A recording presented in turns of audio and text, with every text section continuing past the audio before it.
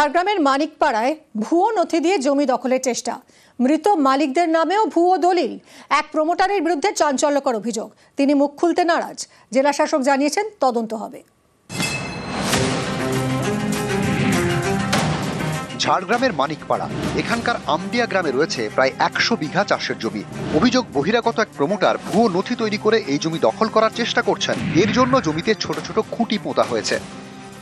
বাপ ঠাকুর দাদার থেকে জমি এরকম ভাবে পতিত আছে, আমরা এখানে চাষবাস করে খাচ্ছি। যারা দখল করছে তাদের কি কাগজপত্র আছে?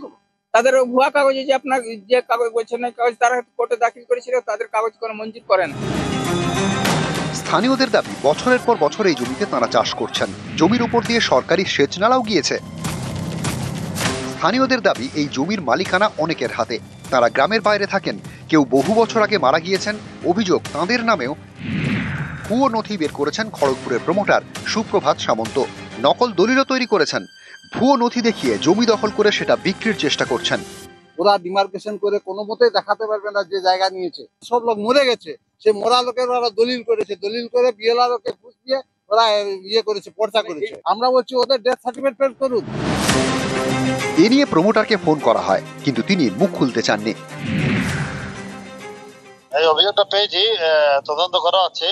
কার কি আছে না আছে কাগজ দেখে সব বোঝা যাবে। ক্লিয়ার কাট 100 বিঘে জমি কি কারো হতে পারে? না, সে তো সিলিং এ লিমিট আটকে যাবে। কি বিষয় আছে কি না আছে পুরো কাগজ না দেখলে বা ইনকোয়ারি না করে রেকর্ড না দেখলে বোঝা যাবে না। সেটা তদন্ত করলে পুরো বিষয়টা পরিষ্কার হয়ে যাবে। ঝাড়গ্রাম থেকে রাজু সিং, নিউজ 18 বাংলা।